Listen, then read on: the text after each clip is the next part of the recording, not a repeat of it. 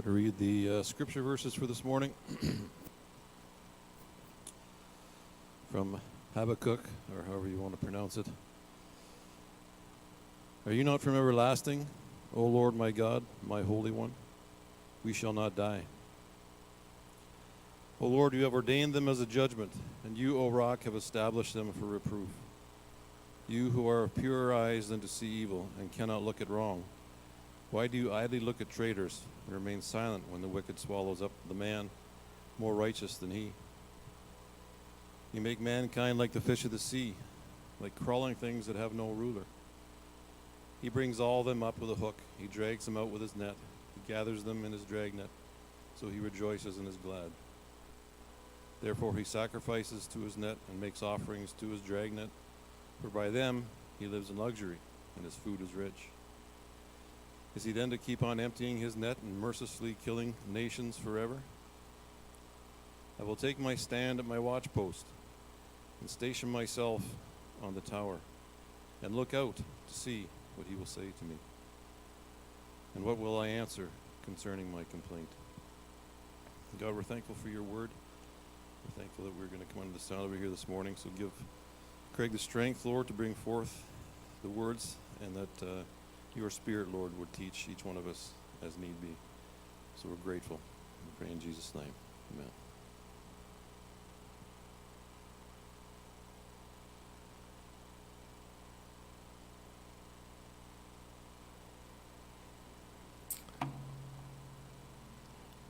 This mic seems very loud.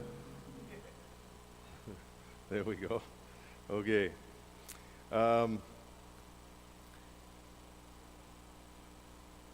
So it's interesting. This morning I am back in Habakkuk, and however you might pronounce it. And I'm going to talk about unassailable faith. It's similar to when we first started Habakkuk, and we looked at it from the standpoint of, what do we do when we've been marginalized or when justice hasn't been done to us, and how do we respond to that? What's the proper response? I think of Joe and his ministry in Thailand and the Myanmar people that come there and the unrest that takes place there, and I can't imagine what it's like to live for that many years seeing the injustice that takes place and just frustrated with for the people there to just be so frustrated with a lack of freedom. I mean, I think of the things that we get upset about when some of our freedoms are taken away, really like insignificant compared to the things that people face in different parts of the world. And as we look at Habakkuk this morning we see this response that he has. So if you're unfamiliar, we've been looking at the book, and in chapter 1 there's a declaration from God. There's a response from Habakkuk. Habakkuk has his own words to say, and then God responds to that. And now we have another response from Habakkuk. And we're just going to look at his, not so much response, but his next approach, the thing that he now wants to talk about. Okay, we've dealt with the situation that there's going to be judgment coming, that kind of thing. But now he wants to know why. Why is this happening? Why are you going to allow this to happen, God? Why would you let people do this? And as you read through here, you see it, How is it that God can remain silent while the wicked swallows up a man more righteous than them? How can he do that? And sometimes we might have that question for ourselves. Like we go to work and, just in a very personal way, we go to work and we find that, like this other person does everything wrong. It's, they make your life miserable. You're frustrated with them, yet they continue to get raises or get advancement or things like that, and you get overlooked. And it's like, why does that happen? How can that happen that way? That's not fair. I mean, I follow God.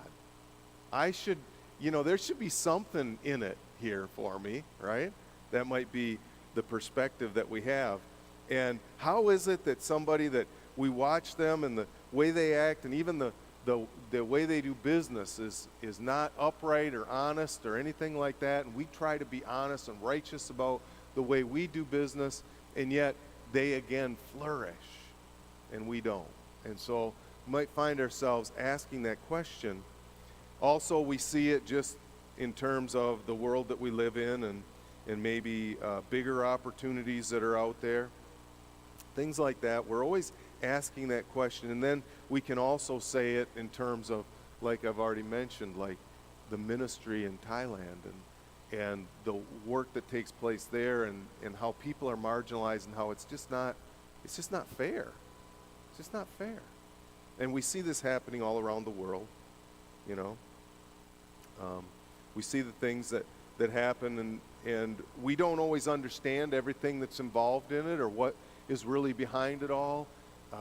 Some of these things that cause us to be confused at times. So I want to talk about it from the standpoint of Habakkuk and how he can go to God and ask these questions. And, because we might feel like asking some of these questions, just like I pointed out there. Why is it that the righteous flourish even though, and how do they get the upper hand on, or not the righteous, the unrighteous? Why is it the unrighteous are flourishing, and how do they get the upper hand on those who are righteous? This isn't justice. God, what are you going to do about this? God, how can you look on this? God, you're different than this. I mean, you just read it, and there's quite an audacity there on Habakkuk's part, because he's like accusing God. It's like, you're different than this. How can you do this? And so I want to look at it from the standpoint of, if you're going to ask God questions, and I think we're going to find out that Habakkuk's questions aren't necessarily out of line, and neither is his approach to God. But we need to understand that if we're going to ask God questions like that, we need to start with unassailable faith. You have to have a faith that can't be accused. You have to have a faith that's strong enough to understand, these principles, that no matter what I understand or perceive to be happening here, God is the one that's in control. He's in charge. So understand, first of all, you have to understand who God is. If you're going to have unassailable faith, you have to understand who God is. Verse 12 that was read there, are you not from everlasting, O Lord my God, my Holy One? We shall not die. O Lord, you have ordained them as a judgment, and you, O Rock, have established them for reproof. Now, as he starts out his questioning of God and asking these questions of him, the first thing he says is he acknowledges that, God, you're everlasting. Like, I'm not. I'm not eternal, but you are. If you're everlasting, that means you have a lot more history. You have a lot more experience to draw from. You have a lot more understanding of what's happening in the world today because you were there when it began. And so when we understand that and not only realize it, but put our faith and trust in that, that can give us a foundation where the other questions that we ask are not presumptive or audacious. The questions that we're asking are simple, saying it from a standpoint of a person that doesn't understand everything. See, unfortunately, what happens in our world is that people ask questions of God. How could God let the things that happen in Myanmar, how could he allow that to take place?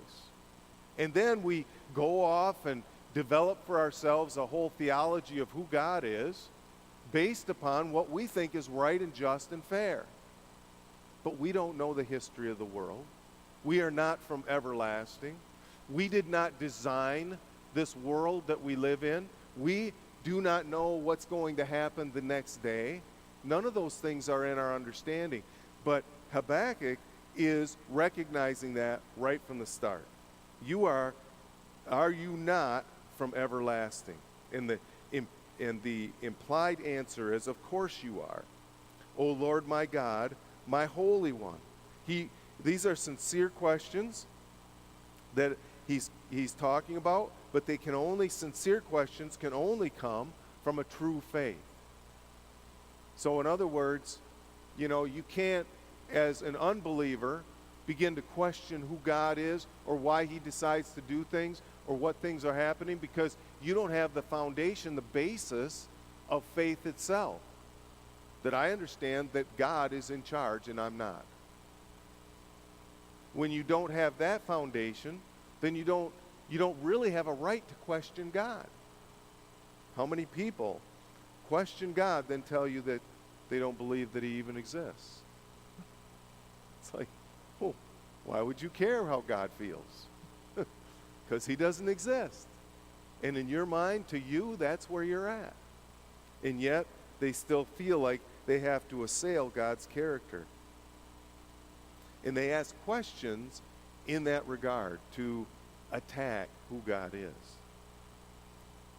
So sincere questions can only come from true faith. Habakkuk understood that God is eternal. He also understood that God is holy. He says that, right? My Holy One.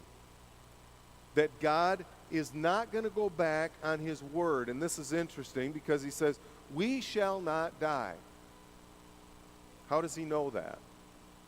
Well, he knows that because that's what God's word says. God made a promise to Abraham. He was going to make this nation great.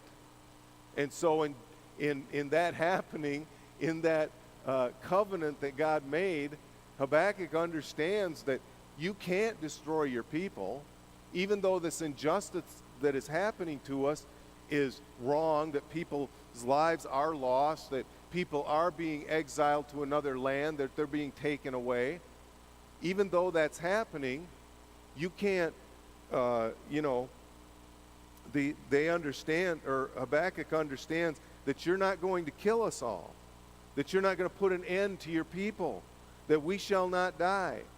And so then he understands that what he's saying there, O Lord, you have obtained them as judgment, and you, O rock, have established them for reproof. So he understands that God was using the Chaldeans to discipline Israel.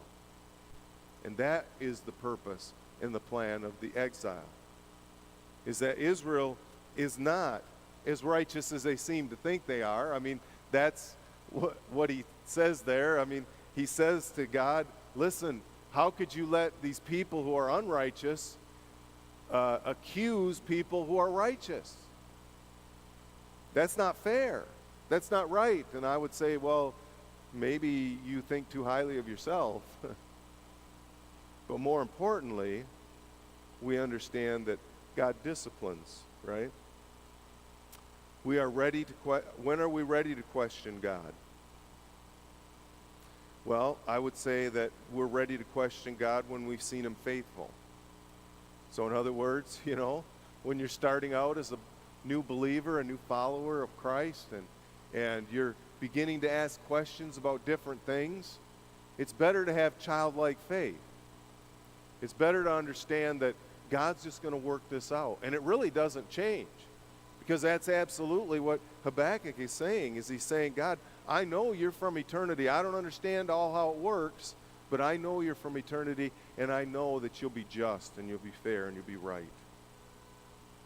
And that's really a demonstration of faith that's at a different level. It's hard for us to put up with persecution or being wronged or injustices that are happening around us. It's hard for us to do that. It's even harder to do unless we understand God is always in control. So we have to see him faithful. And probably even more importantly, one of the ways we do that is we read his word. So again, going back to the example that Habakkuk here has is that he has read God's word. He's read the story, right? He knows about the covenants. He has realized that Abraham is there and that God has made a covenant with Abraham in this way. And so he realizes that this is God's purpose and plan, that he is going to discipline his people, his children. But you don't get that without reading his word. So you've got to spend time in God's word. And then a third thing, when are we ready to question God? When our relationship with Jesus is abiding. So in other words, we have a relationship with Jesus that is actually working. It's kind of interesting because in a world that we live in, it's interesting, Jesus' word in John 15 where he says, abide in me and I will abide in you.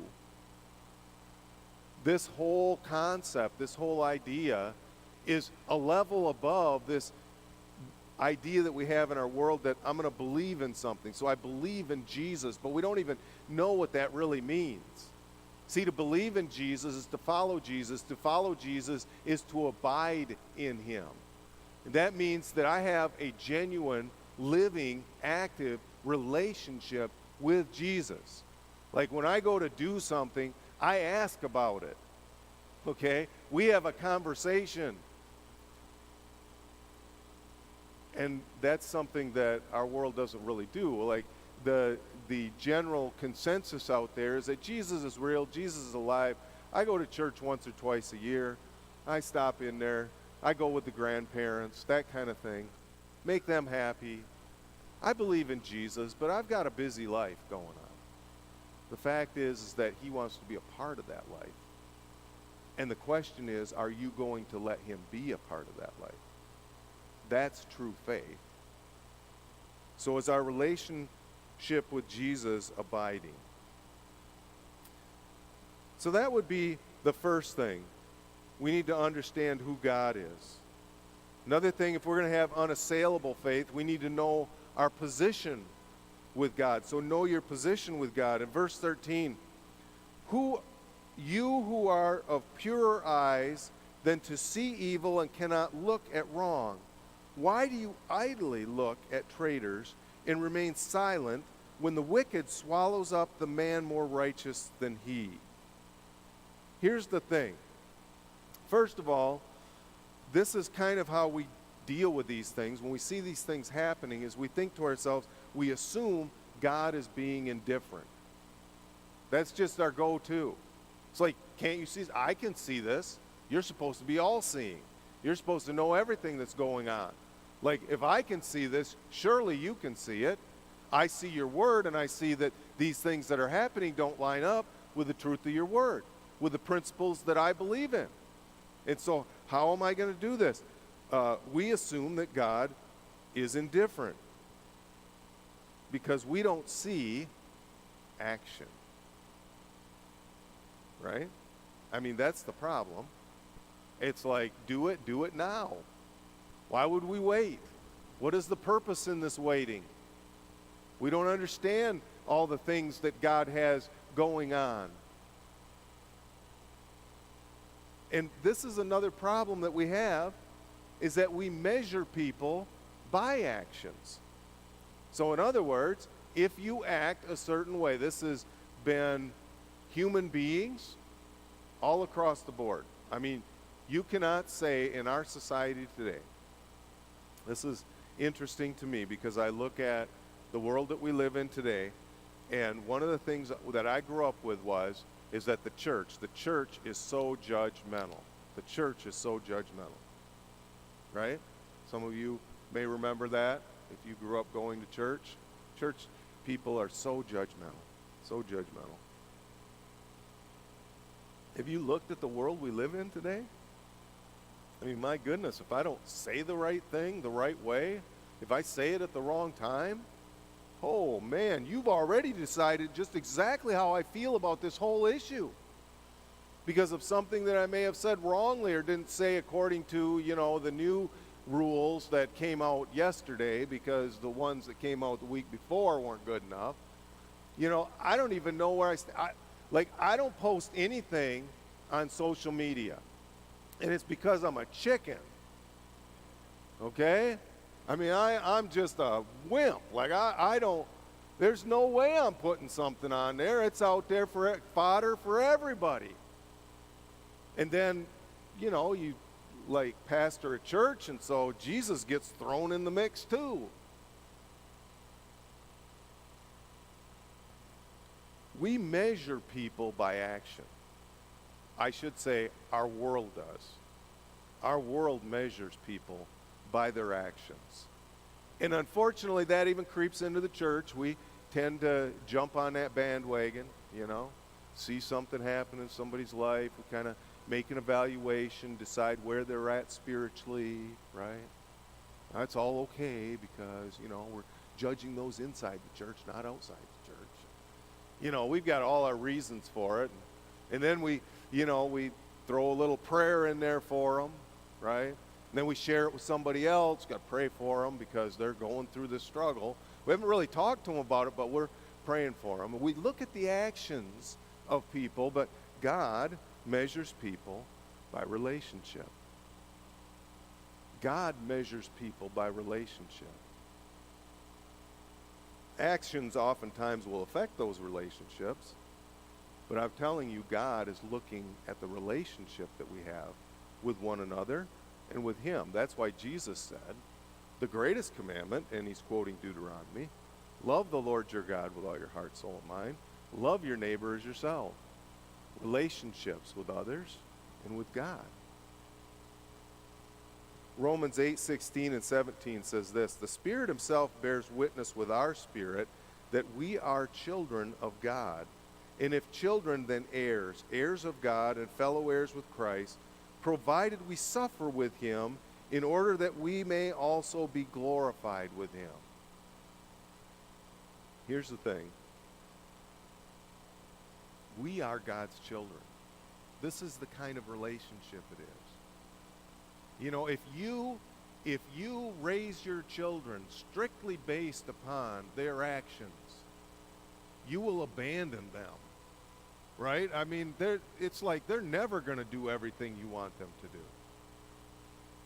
No. What we do is we strive and we try to help to make them the best that they can be.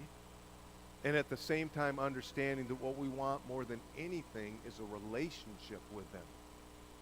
Some parents forget that part. And then they end up estranged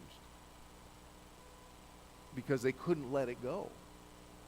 Because the actions could never measure up, because they couldn't get it to work out the way the picture that they had developed in their mind and how it was going to work. But no, we're children of God. We're fellow heirs with Christ. And here's the big problem with actions. When you evaluate actions on everything, provided we suffer with Him in order that we may also be glorified with Him. This is a problem because how do we determine whether or not a person's suffering or whether or not, something's going wrong or they're not doing the right thing or whatever the action is? As we look at people's lives, we can see lives that are thriving and other lives that we evaluate and we say, that life isn't thriving, that family isn't doing, whatever it is, and we make that evaluation, but we misunderstand one very important thing, and that is that each one of us has our own cross to bear, right? Every one of us. It's our own struggle. This is how we have grace for one another, is because we understand this principle. A third thing that we need to do is we need to not seek the wrong kind of joy. If we're going to have unassailable faith, we have to not seek the wrong kind of joy. Don't seek the wrong kind of joy. 14 and 15. You make mankind like fish of the sea, like crawling things that have no ruler. He brings all of them up with a hook. He drags them out with his net. He gathers them in his dragnet, so he rejoices and is glad. Now, what Habakkuk is talking about here is he's talking about God and his children or the Israelite people, the people of Israel, and how they're like mankind. They're like fish.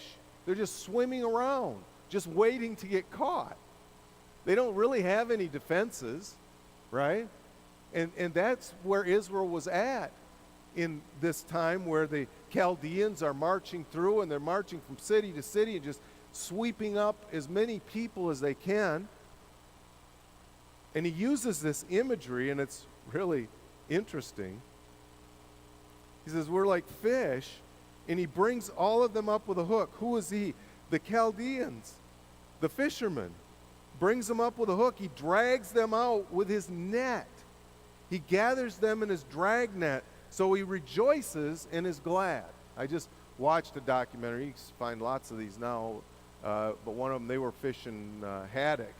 And, they're like just putting out these nets, and they're just trolling around out in the Gulf of Mexico someplace. And all the ships are all together, and they're all just kind of waiting. All of a sudden, they see a boil on the water, and they run over there and throw their net down, try and circle around the whole group of them, and then they spend the rest of 8-10 hours just trying to scoop all these fish in and pile them up on the deck of the boat, and the boat's getting heavy. And it's just amazing, to watch that, and then to read this imagery and say, this is what it's like. It's like, this is what the Chaldeans are like. Like, nothing stops them. They just drag us all together, drag us away wherever they want. All the nations tremble after them. They do as they please, and you know what?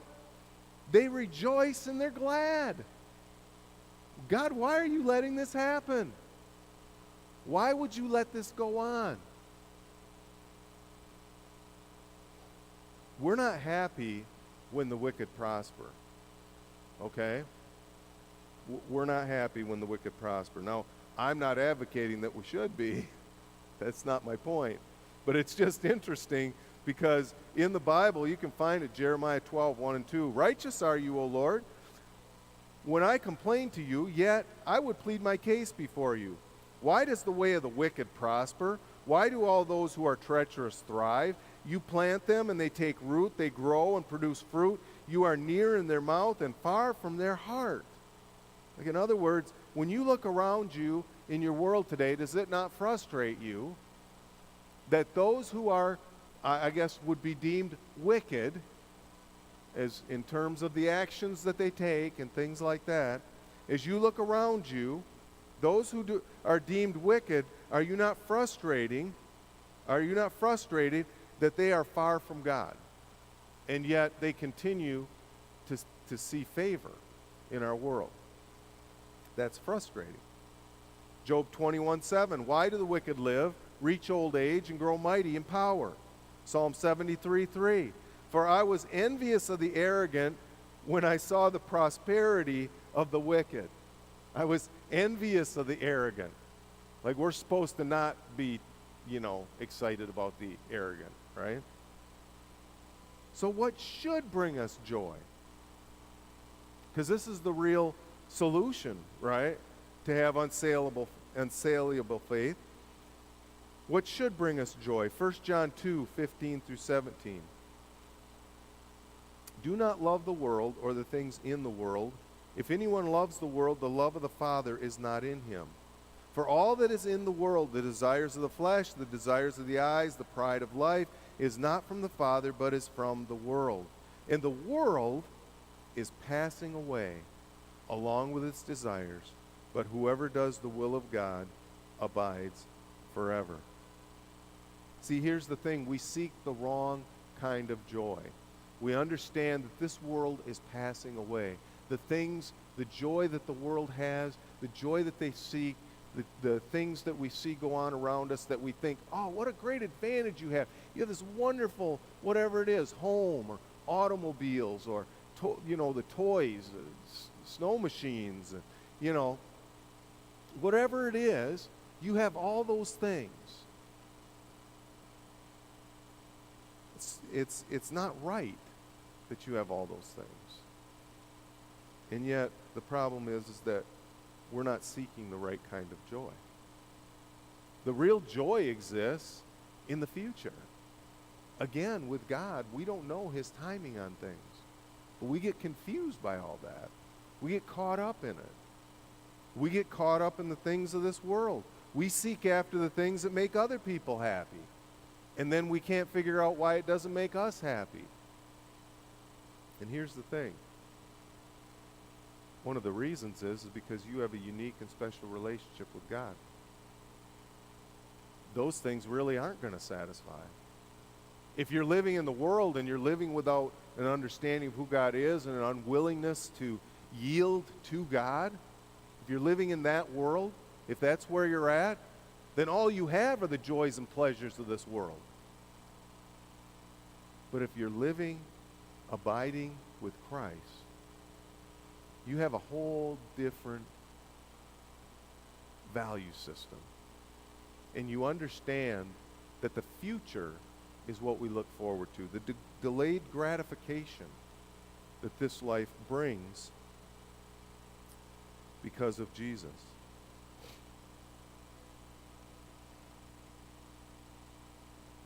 That God is happy about it. Don't assume that God is happy about it. Therefore, in verses 16 and 17, therefore he sacrifices to his nets, makes offerings to his dragnet, for by them he lives in luxury and his food is rich. Is he then to keep on emptying his net and mercilessly killing nations forever? This is Habakkuk again, speaking this to God. He's saying, come on. Not only does he have his dragnet set up, but then he's so excited about and so joyful over the good things, the bounty that God has given him. What's he do? He worships those things. He worships them instead of you. Those things distract the enemy away from the truth of who God is. Those things distract our world away from who God is. Don't assume that God is happy about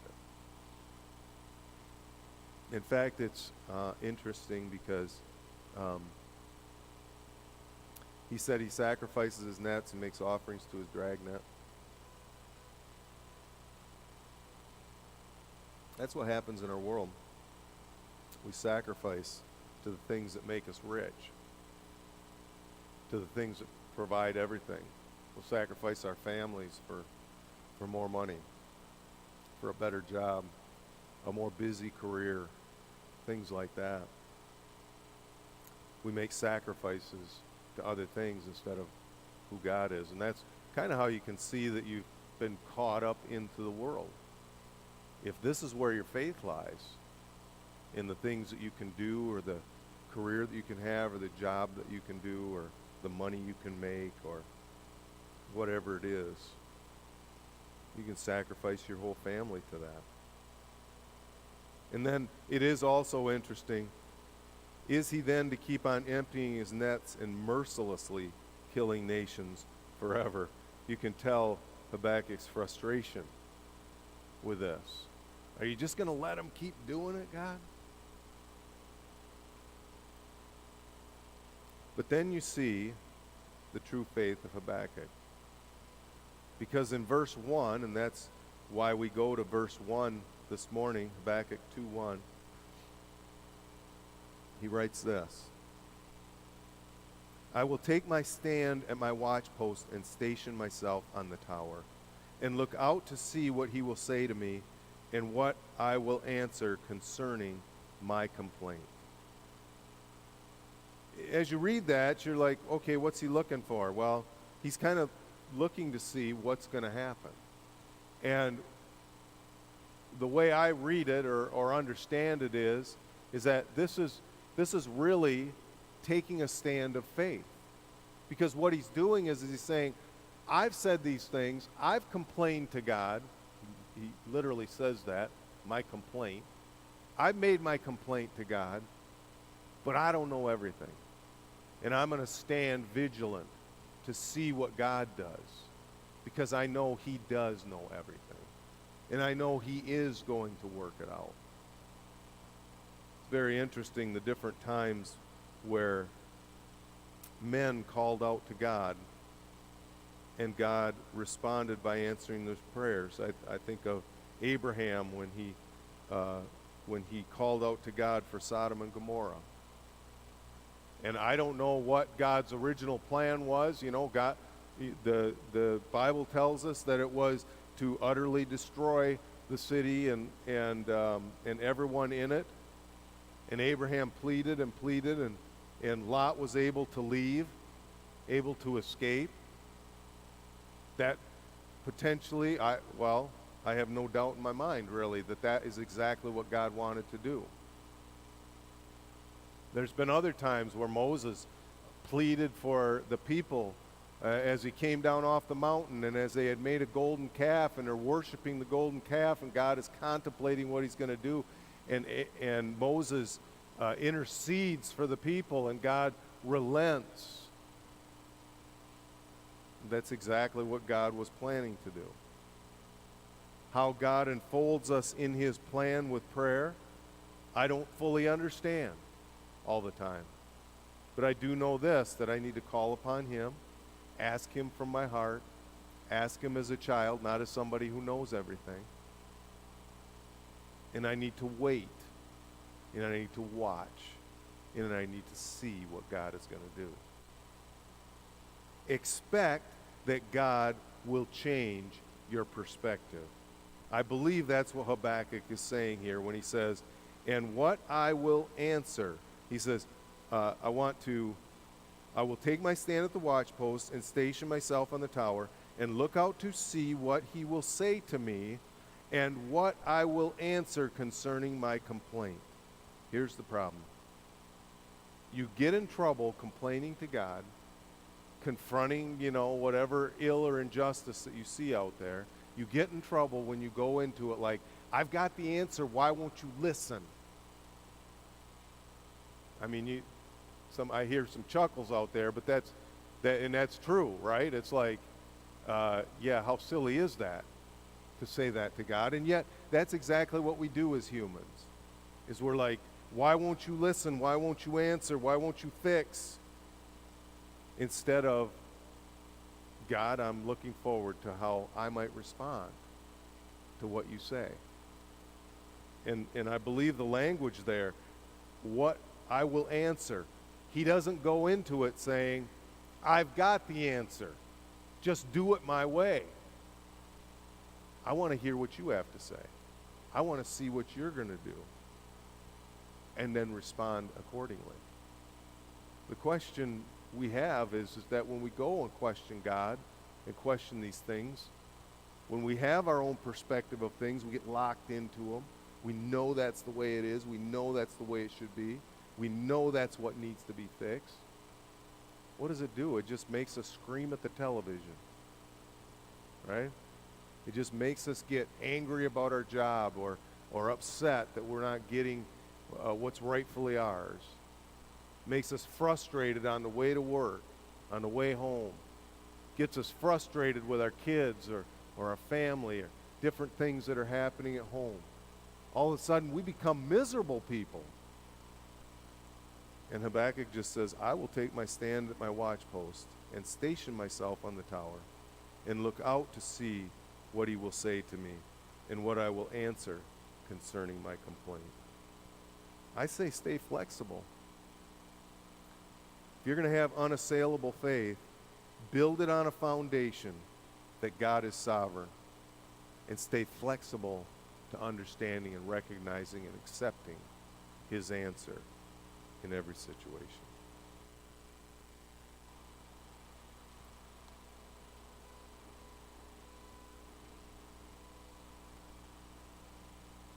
Thanks, Greg. I love how the reading started this morning.